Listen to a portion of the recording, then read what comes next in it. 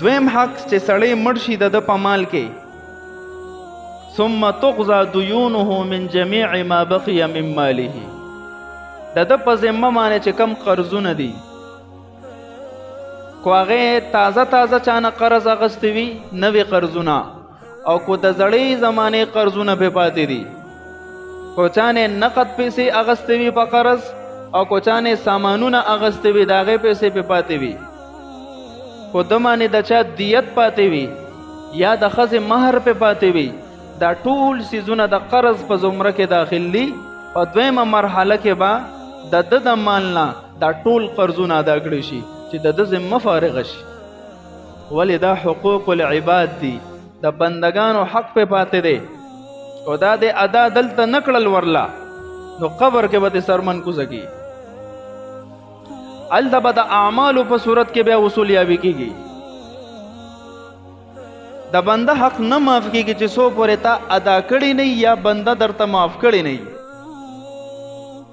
یو د الله رب العزت حق ته اخو مستغنی ذات ته، کو دې او غواړي نو رو بدی نسی په، او کو دې او غواړي نو معاف پکې دتا څوک ته تاسو کولو والا نشتا.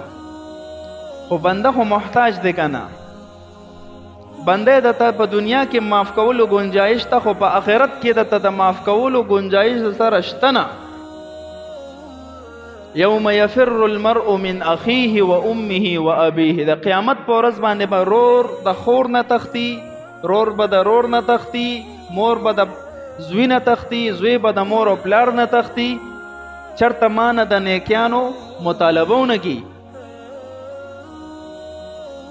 یا زما اعمال ظاهر شي دویونه ګوري، په دنیا کې خو زه نیک سړی وما، اوس بدی ته زما اعمال ظاهر شي په شرمونو به شرمېږم، د شرم په وجه به هم د یو بل نه تختی،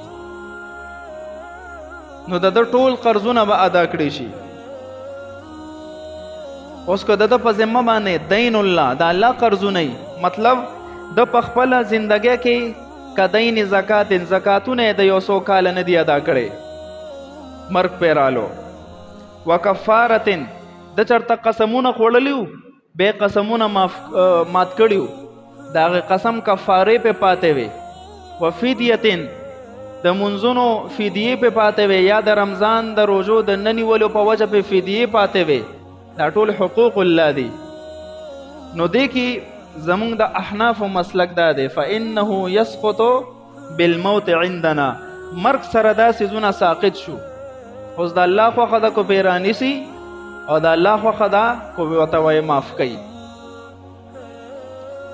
خو چېرته ورسو د ده د طرف نه د زړه په خوشحالۍ سره ادایګي وکړه، نو انشاءالله العزیز د ده به په ذمه فارغه شي.